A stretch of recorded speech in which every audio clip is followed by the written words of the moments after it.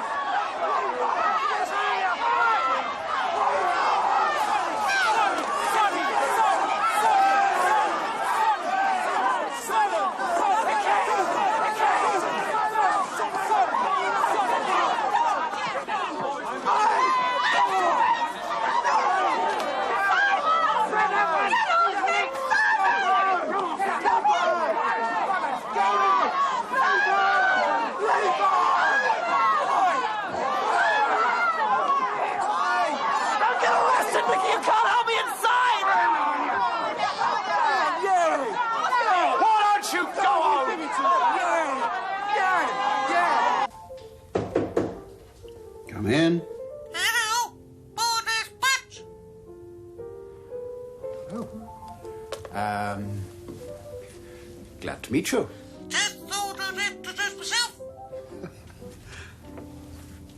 Hello. Sorry. Ron Wilkins. Just moved in upstairs. Oh. Well, how do you do?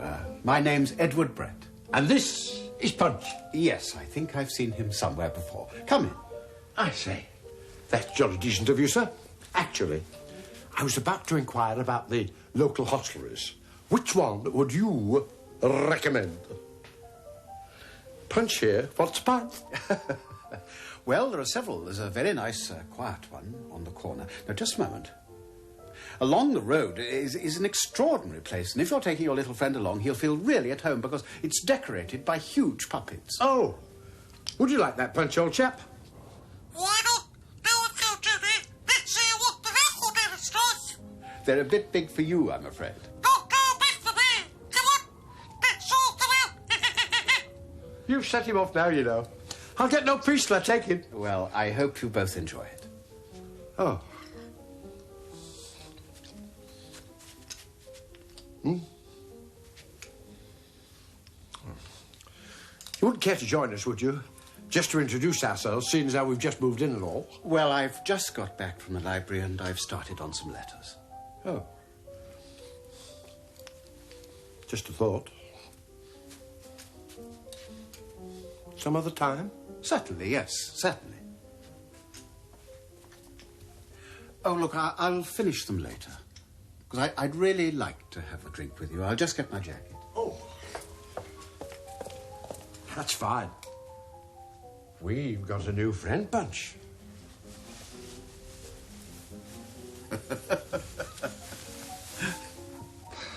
I don't know, maybe I really meant it, Michael. Seems such a waste. Right. You know what I mean. Yes, I know exactly what you mean. While I don't have another relationship, another sexual relationship to go to, you might as well go on having the use of my body. I thought the use, as you put it, was reciprocal. In the beginning it was, but it isn't anymore. Relationships can't stand still for me, Michael, and ours has gone as far as it can. You want me to leave Alice? Of course not. I may have fantasized about it in the beginning, but it was childish. I'm not a husband stealer, and anyway, it isn't going to happen. And if it did, it would have to be because you were dissatisfied with your marriage and no other reason. And I'm not going to sit here and encourage you. I'm going to miss our times together. Yes. So am I. I'm sorry. Listen, let's just remember it as it was and not spoil it. Well... Yes. God. Yes? Liz, there's a Nicky Bruce to see you. She hasn't an appointment. Is she with you? No, I put her in the waiting room. The only Nicky I know is a young black girl. That's her. Oh, it is. What does she want? She wouldn't say, but she's agitated. Well, ask her to come straight Look, in. we haven't Michael, finished this, please, please. I'm sorry. It's just that I have to Well, I have to think about myself for a bit.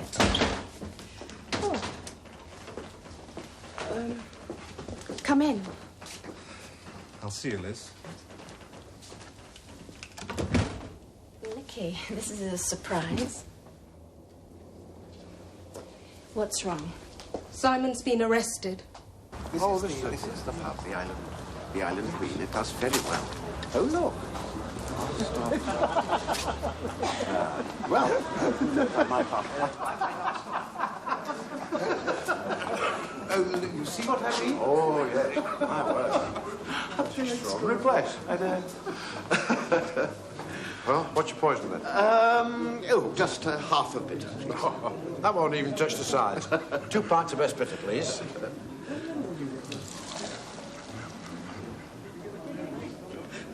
He's scared. Yes, I dare say he's not alone. Excuse me, I see you're asking for a part-time barman. Oh, no, we were, but he's just taken someone in. I know where there's a similar job going, though.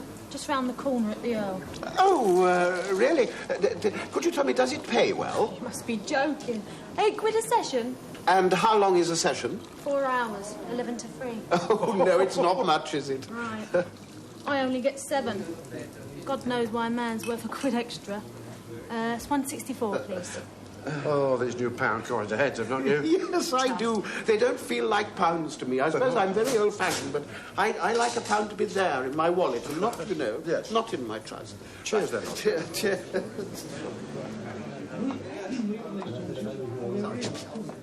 we go.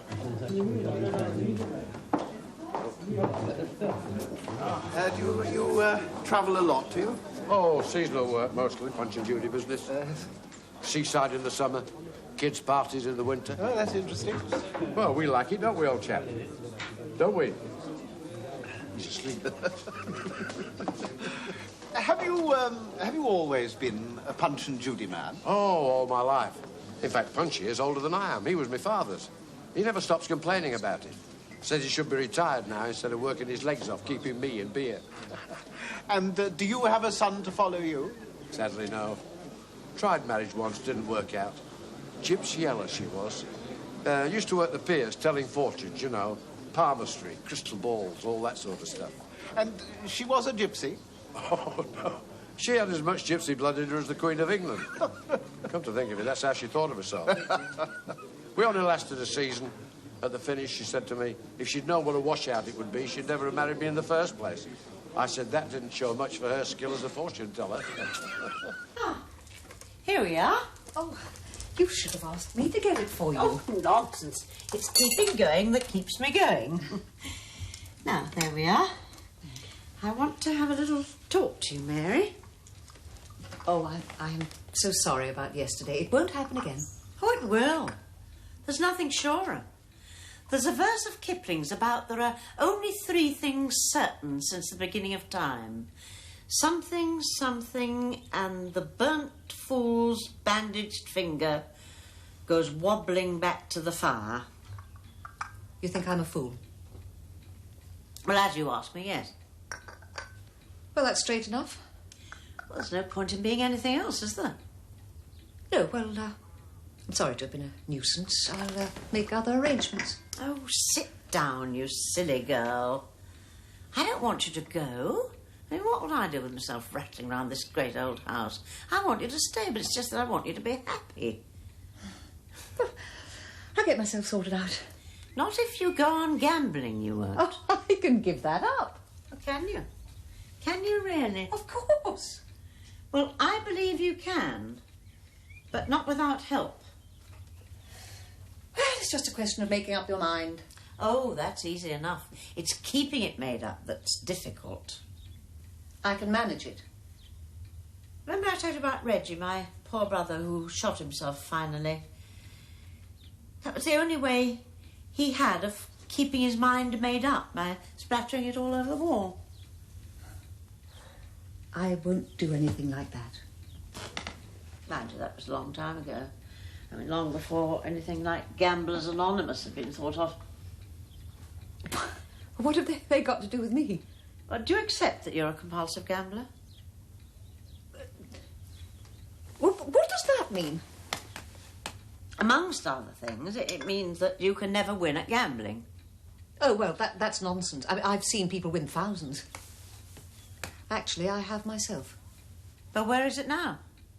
Gone. That's the point, you see. If only I'd known this before Reggie. A compulsive gambler can never win. He can't stop when he's losing. And this is the killer. He can't stop when he's winning, because he has to go on until he's losing again. Well, as I haven't any money to gamble with, it's academic, really. Yes, but you will have sooner or later. Now, I've discovered that Gamblers Anonymous are having an open meeting in town next Friday. Why don't you and I go along? I'll think about it. Good.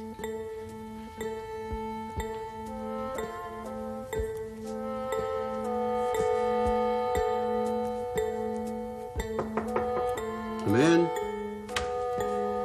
Hello. Oh, hello. Are you still writing letters? Yes, I've lost all faith that any of them might produce a job, but writing them's become a sort of childish ritual. Like stepping on every pavement stone. If I miss one, the sky might fall down or something. Actually, I did get a job today. Really? Part-time barman at lunchtimes. £8 for 4 hours. Oh, ouch. Yes. I went along with our new tenant. Have you met him? Not yet. Oh, extraordinary fellow. Punch and Judy man. It's very sad, really. Very lonely, I think.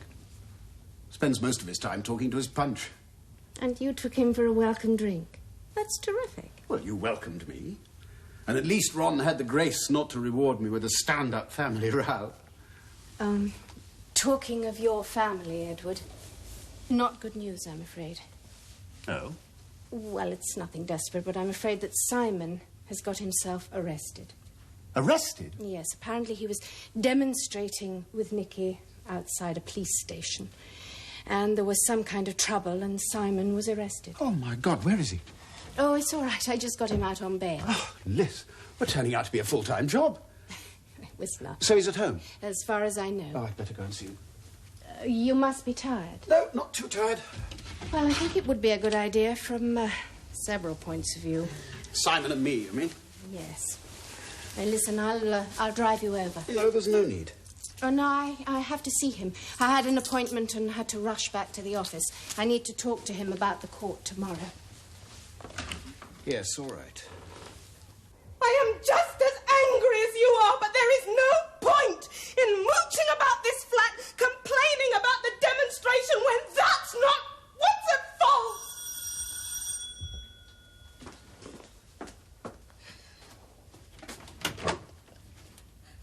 Hello. Come in. Thank you, Nicky.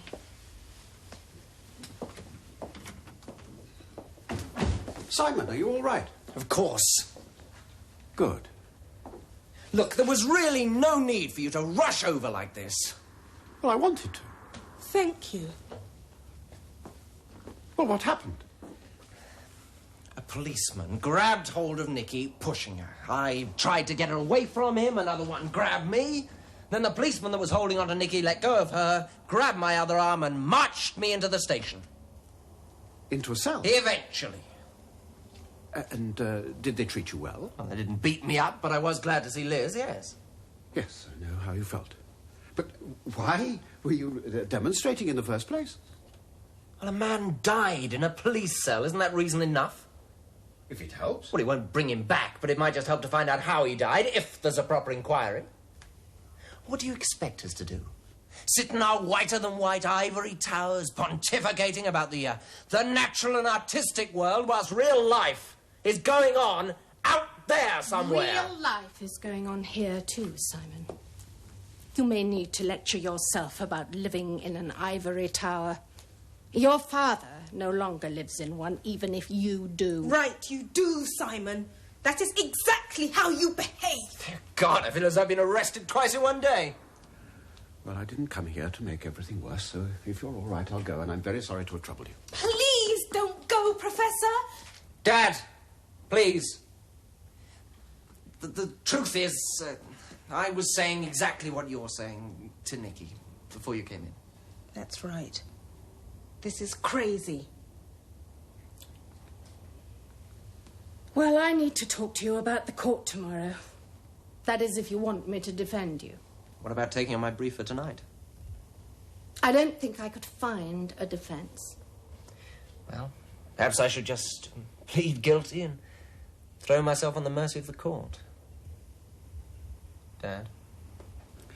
An absolute discharge. Because that's what I got.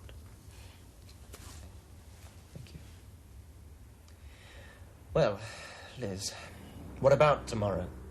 Do I plead guilty there as well? Like hell you do. Have you got anything to drink? No, well, I have, but I'd rather have a cup of tea. Oh, good. It's been a really eventful day for you. Well, they all are. For someone who's unemployed, I keep busier than I ever have. Strange. I don't know. I'm beginning to wonder if my work, so-called, wasn't in fact a refuge from work. Oh, I don't know. Knowing you, I bet you put in a good long day at the university. Oh, yes, I did that. But more and more, it seems like an elaborate game. Game? Yes. I've always hated games. At least I said I did. I mean, cards, for example, always seem to me to be a substitute for relationships. I mean, a group of people sit round a table, they talk a little and relate socially a little. But the medium of their relationship, the cards, is completely neutral. Nothing given, nothing taken that has any real meaning to the lives of the participants. Edward, your job wasn't a game of bridge. You were relating to your students, weren't you? I mean, their lives were important to you. Oh, yes, of course, but there were rules governing the relationships. There always are. Yes, but arbitrary rules, I mean, syllabuses, examinations, and course requirements. All necessary, of course, inevitable even, but it rendered the relationship safe and controllable. I don't see how it could be any other way. No, not at work, I suppose.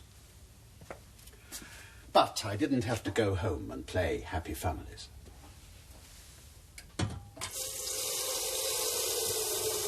Therefore, I had no alternative but to take the action that I did.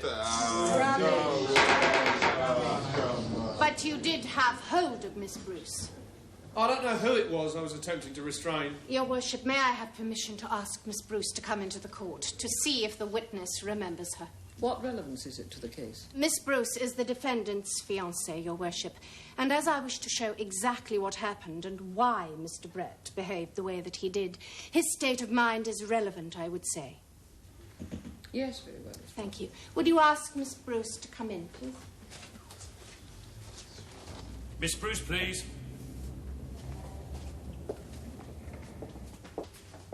Thank you. So, Constable, is this the young woman who you were attempting to restrain? I couldn't be sure. They all look alike, do they? I wouldn't say that, but there was a lot of pushing and struggling going on at the time. But I put it to you that this is the young woman whose arm you had wrenched up behind her back. I have said I can't be sure. But we have agreed that you had some young woman's arm wrenched up behind her back. I was attempting to stop a young woman from attacking me. Thank you. Miss Bruce, you may leave. So, Constable, let us now come to this alleged assault. It sounds very violent. Oh, he used a lot of force. Mr. Brett hit you. He grabbed me. Do you have any bruises or cuts? No. So he violently assaulted you without leaving any marks? I have said he grabbed me using a lot of force. Where did he grab you? On my wrist and my arm. Your upper arm? Yes. Now, why do you imagine that he grabbed you there? I can't know what was in his mind, can I? No. But we have agreed that you were holding a young woman in a painful arm lock. Now, did the lot of force that Mr. Brett used, did it seem to you to be directed towards relieving the pressure on the young woman's arm? He was trying to pull me away. Oh, he was trying to pull you away. Thank you, Constable. That will be all.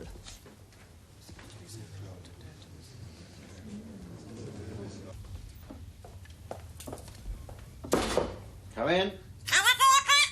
Oh, Ron. Thought you might like a farewell drink. A farewell drink? Yes. Had a message from the wife of a friend of mine in Manchester. He's in the Punch and Judy business. Had a heart attack. Oh, I'm sorry. Yes, well, he got a lot of work booked up and his wife thought I might like to take it over. Well, I've nothing organised down here. And, well, I'd like to see old Jack again before he takes his final bow, so to speak. Oh, dear, it's very serious, then. Yes, it's at times like these when you're glad old Punch here hasn't got a heart. Goes on forever, don't you, old man? See? What'd I tell you? Completely heartless. Ron, I was looking up a book I have here last night. It's about the history of Punchinello and Harlequin and Columbine and all those characters we were talking about yesterday. Oh, that's interesting. And I wondered if you'd like it. What, you mean you'd like to give it to me? Yes, I would. That's very kind of you. It's much appreciated, but won't you be needing it for your teaching and all that? Well, no, it's better that you have it because it's about your life, isn't it? Not just another academic subject as it is for me. Got your number now, Punch, old chap. All in black and white. All those tricks you've been up to. It's all down here. So you won't be able to fool me again. Would you write something? Yes, of course I will. Now, Punch, you've got to take great care of that book, do you understand? Mustn't go the same way as Judy and the sausages, the crocodile, the policeman, or the hangman. Oh, dear me, no. Because it's from our friend in London. So you will take great care of it, won't you? Oh, look, Punch. Look what he's written. To Ron and Punch. So it's yours too, you see. So you will take great care of it, won't you? He will. I'll see to it. Ron, I must go because you remember I got that job at the pub. We'll come with you. Oh, that will be lovely. Good. Oh, my God, old chap. We never learn, do we? We've got a friend in London who's a barman. And we're off to Manchester. There we are, sir. That'll be 82 pence, please. No, I said a half and half. Well, that's what I... Oh, that's all right, Ted, I'll do it. He's just started. I'm sorry about that. That's all right, mate. No harm done. So you've just started here, have you? I'm afraid so, yes. What do they call you? Ted. Are you new to this trade, Ted? Well, it's pretty obvious, isn't it? You'll soon get used to it. Yes, I hope so. There you are. Thank you, love. Thanks very much. Oh, thank you. My God, there's more to this than meets the eye. I'll soon get used to it. It's all the different names. Velvet ladies, black and tan. You're doing all right. Yes. Fire heavy, please. Heavy Scotch. Scotch and bitter. Now that's what Scotch and Oh. Oh, right. Yes, coming up. Sorry, I hadn't met the term heavy before.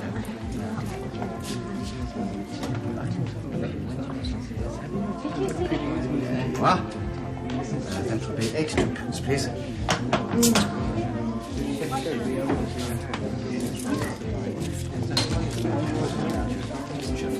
Takes all sorts.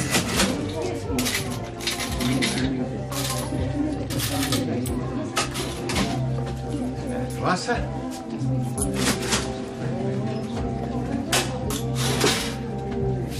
Now, look, Ted, you've got an empty whiskey bottle there.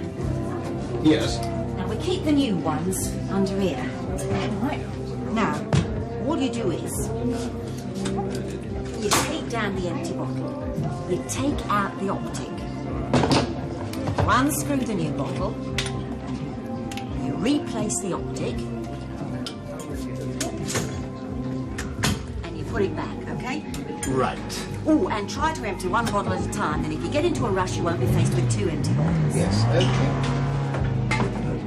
Simon, how did it go? Great. Found over to get the piece. Oh, what a relief. Liz was marvellous. She was. Thank you. So, everything's all right then? Well, I'll tell you one thing, the service in this pub is absolutely lousy. I mean, the barman just stands here chatting to the customers whilst they drop down to What will you have? This round's on. No, it isn't. It's on me. Liz? I'll have a scotch and water, and it must be quick. I have to get back to the office.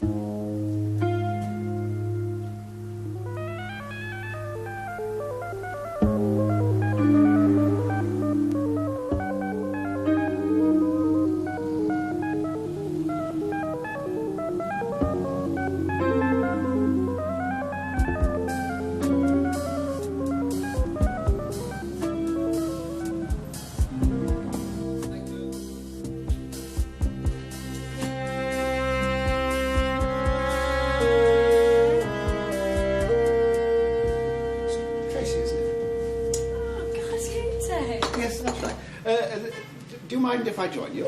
Come on. Did you get another job? A couple. No, they pay better than the video shop. Not much. What are you doing? This and that, you know. Are you working? Well, I was. I just left an hour ago. Oh, dear. Yeah, it was all right in a way. Receptionist I was in the hairdressers. So what went wrong? Oh, the old story. Boss getting fresh, you know, wandering hands. But you didn't seem to mind with Jack. No, but this boss was a woman, wasn't she? Oh, Tracy, you do get into some scrapes. You know, if it's nothing to do with me, it's them. Bloody sex maniacs. Everybody is. How's your boyfriend in Northern Ireland, wasn't he? Yeah, he came home on leave with a Mick girl with him in the pudding club. Pudding? Expecting. Pregnant. Oh, Tracy, I'm sorry. Yeah, it didn't bother me too much. I mean, if I'd been really keen, I wouldn't have been carrying on with Jack, would I? Tracy, you're a breath of fresh air. Oh, yeah? What's that supposed to mean? I've often thought about you. Oh, blimey, don't you start. I've had enough for one day. Oh, you're young enough to be my granddaughter. Let me tell you, Ted, that don't sew some blokes up. The older they get, the randier they are. It's like as if they have to get it away one more time before they pop off. Well, that's not me, and I've no plans to pop off yet. It's all right, then. Do you remember what you said when we parted? I don't know. It's all right, I expect. You said I was a babe in arms. Well, I didn't mean no harm. No, you were quite right. I was a babe in arms. Was? Are you grown up now, then? Not quite. But I'm older than I was. That's good. So what's your story, then? My wife left me. And took all your money with her? Don't look like that, Ted. It stands to reason, doesn't it? Why? Well, you'd had a good job. You probably saved a bit. So what would you be doing working for a lousy 50 quid a week? Yes, what indeed. Yes, she did take all my money. So why don't you take it back? Well, I don't know where she is, and in any case, the money's already gone. She was gambling. Oh, God. She was shot of her, then. You think so? Well, of course I do. There's poison there. I've seen enough of it. When my old man gambled, we never had a penny till my mum chucked him out. Worse than the drink it is. Well, it's the same sort of thing, really, isn't it? Yeah. So just be glad she's gone. You got your health and your strength. Make the best of it. You were a teacher, weren't you? Yes. So, why don't you go back to it? Teachers always moaning about their pay, but they get a damn sight more than video shop assistants. Oh, God, look at the time. I've got a date tonight. I thought you'd had enough for one day. I have. You don't think I'm going to pay for my own drinks, do you? And if the hands wander? I'll cut them off at the bleeding wrists.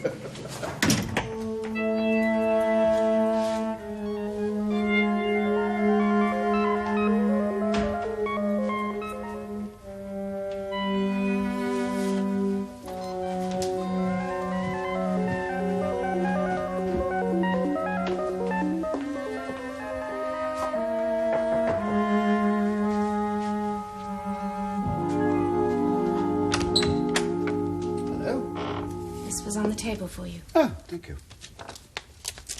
My goodness, that must be the first time I haven't checked when I came back. Good size. Come in. Just for a minute. Oh, it's from Taylor. You remember that chap we met at Nicky's birthday party? Oh, yes. Offering me that external examinership for the PhD thesis. Will you accept it? Yes, I probably will. It pays better than bartending. Good. You're very cheerful. Yes, I am. I'm feeling good. Oh, dear. What's the matter? I'm tempted not to tell you. What, Simon? Oh, no. But while I was in court, there was a phone call for me from Tony Fairley. Oh. I'm afraid he denies owing any money at all. Well, you said not to expect any. I haven't given it another thought. Right. But if we will drop the whole matter with regard to him, he'll tell us where Mary is. So he is still seeing her? No, evidently he's not, but he's persuaded Jane Bourne to tell him where Mary is. It's some relation of hers. So if we guarantee to go no further with him, he will give us the address. So what did you do? Well, I agreed. I mean, we couldn't put any more pressure on him. It was only a bluff. So you have the address? Yes, I do. I wondered if you'd like to think... No.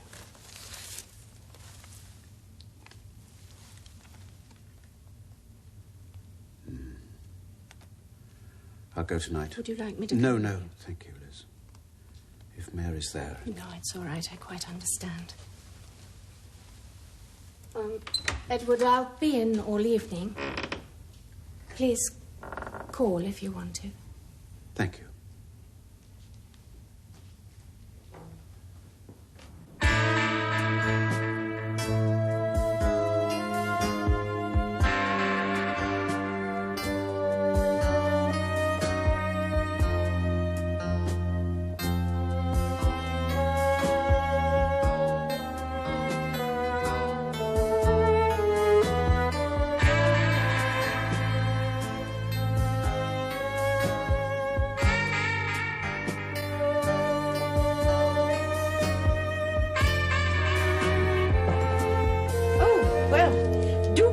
Mr. Brett. Won't you sit down? Would you like me to get you a drink? No, thank you. I just want to see my wife.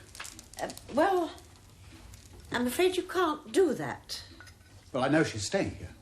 Was staying here. Was, but I heard only today. Well, she left today. Oh, dear, I blame myself. Why? Well, I was putting pressure on her. You know that your wife is a compulsive gambler, Mr. Brett. Yes. Well, I was trying to persuade her to go to Gamblers Anonymous.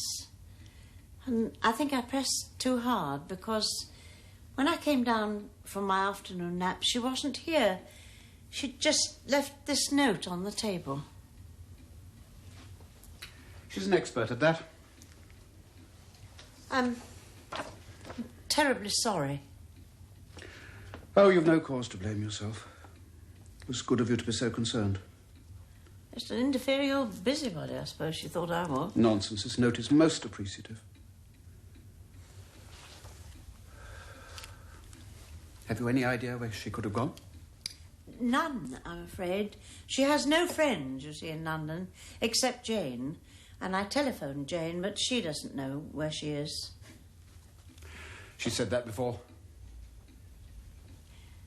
To you, maybe. But she would have told me to set my mind at rest. Well, I'm sorry that we've caused you distress. I'm just sorry I couldn't have been of more help. Has she any money? She has £3.80. You see, she did a little errand for me this morning, and I gave her £5, and I told her to keep the change because I didn't want her to have nothing in her purse. Oh, you're very kind. You must let me give it to you. No. I wouldn't dream of letting you pay me back. I mean, if Mary is running true to form as a compulsive gambler, I suspect she didn't leave you much. Yes, that's right. Oh, dear. Is that why she left? Yes. I didn't know, you see, about the gambling. Addicts can be brilliantly ingenious in deception. But you mustn't blame yourself. Believe me, she fools practically everybody. Herself especially. Yes. But where can she have gone now? With so little money.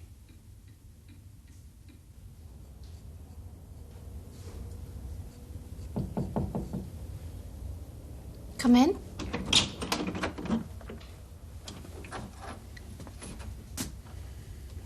She wasn't there. She left this morning. No. Missed her by hours. By a few hours.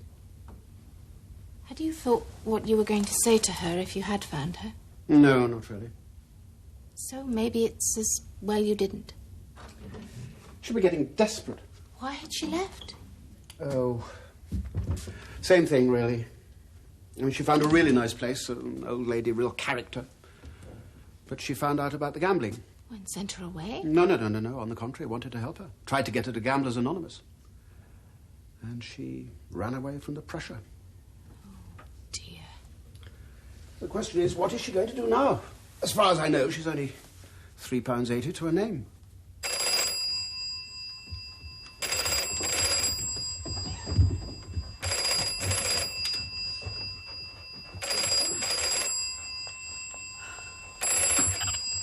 Hello. I have a call for you from a London call box. Will you accept the charge? Yes, I will. Go ahead, caller. Hello? Mum? Oh. Thank God you've rung. Are you all right? Well, not really, I suppose. Why, what's the matter? Penny, if I talk to you... Do you promise faithfully, that you won't tell your father anything? If you don't... I'll just ring off now. Yes, all right, I promise. Or Colin, or anybody. I mean, that they won't tell him either? No, they won't tell. Who is it? Penny, can I come up and stay with you for a few days? Well, yes, of course you can. You know you don't have to ask. When can you come? I could come tonight. Tonight? If it's not convenient... Oh, no. No, of course it's convenient. We'll meet you. Just tell us what train you're catching. Oh, the problem is I don't have the money for the ticket. Just hang on a minute, Mum. Hang on. Have you got another 10p just in case? But isn't this a transfer charge call? Oh, yes. Just hang on. Mum's in London. She wants to come up and stay tonight for a few days, but she doesn't have any money for a ticket. Hello? Colin? Have you got a credit card or a checkbook? No, I'm so sorry to be such a trouble. No, it's no problem. I could borrow the money tomorrow. No. Go to the station, to Paddington. Go to the ticket office, tell them your name. Say in about half an hour. By that time, I will have paid for you at this end. Will they do that? Yes, I'm sure they will. Now, can you get to the station? Yes, I have enough for the tube fare. Right, good. Well, one of us will meet you at this end. Now, you should be able to get the last train. That's the 11:40. Oh, thank you. Very much. Don't be silly. This is no problem. We're looking forward to seeing you. Come on, the last train takes forever. Well, she'll be better off on the train than spending all night on the embankment. Come on then. Come on. The strange thing is that if she'd been there, what would I have said to her? What could I have said to her? What you feel. I don't know what I feel. Then that's what you would have to have said. A great help. Yes, I think it would be. I may be wrong, Edward, but it wouldn't surprise me if before you'd have known exactly what to say to her. And you think that's progress? Maybe it is.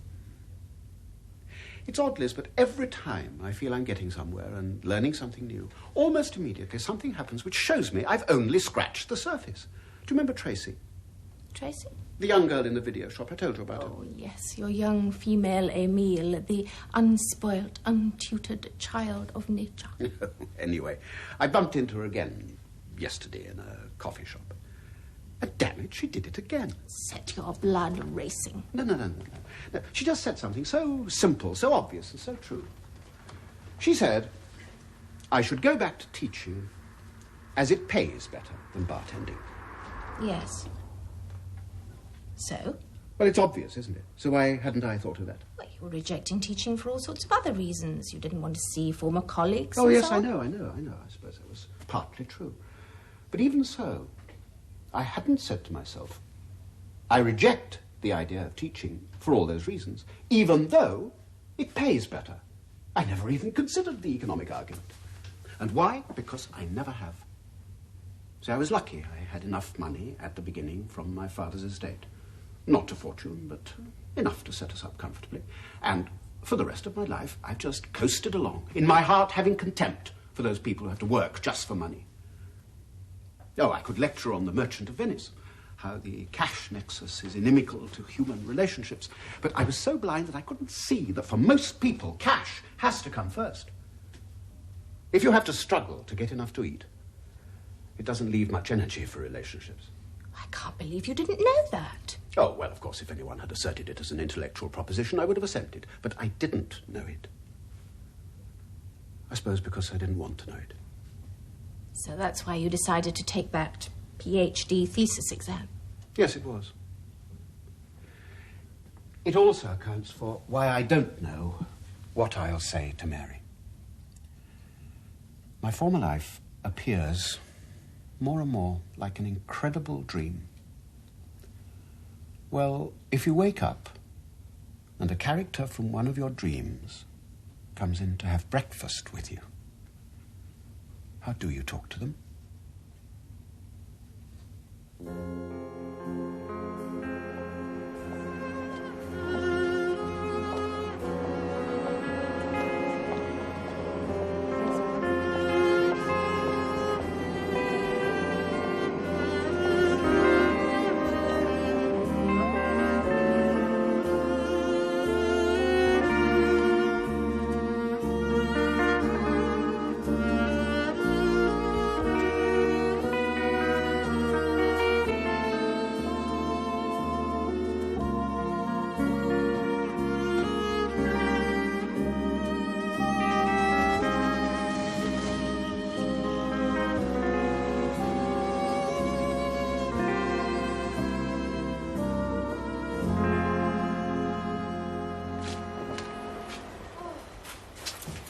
Here we go.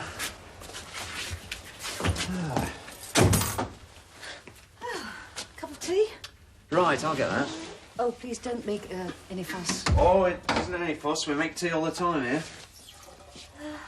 Well, shall we go through? Oh.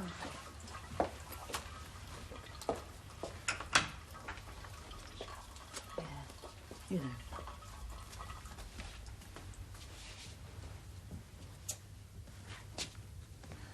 Let me take your coat. Penny, Yes? I don't want to talk about it. Not yet, anyway. No, well, that's all right. The main thing is you're safe and well. And you promised you wouldn't tell your father I'm here. No, that's right. I won't tell him. I don't like conspiring with you against him. It's not fair on you. Oh, don't be silly.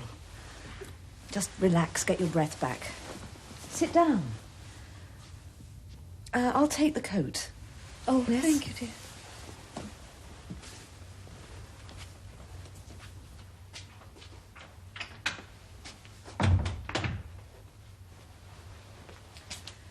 She says she doesn't want to talk about it. It? About her going away, you know. Well, that won't be easy. Oh, I know. But, well, just let her lead the conversation, eh? Well, it's okay by me. If we dry up, we can always talk about the Common Agricultural Policy of the EEC. Oh, thanks a bunch. Make the tea.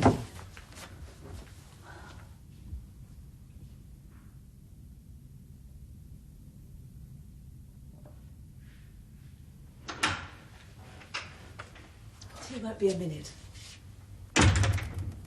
Colin's a good man. Yes, he is. I'm so happy for you, Penny. Well, before very long, I'm going to be very happy for you. How's Debbie? Oh, blooming. You'll hardly recognise her. She's changed so much. And, guess what? There's another on the way? Yes. Oh, my girl, that is wonderful, you clever girl. When? Oh, it's a long time yet. I'm only 2 months. Oh, Mummy. Oh, Mummy, it's all right. It's all right. You're safe now. Oh, I'm so sorry, Lydia.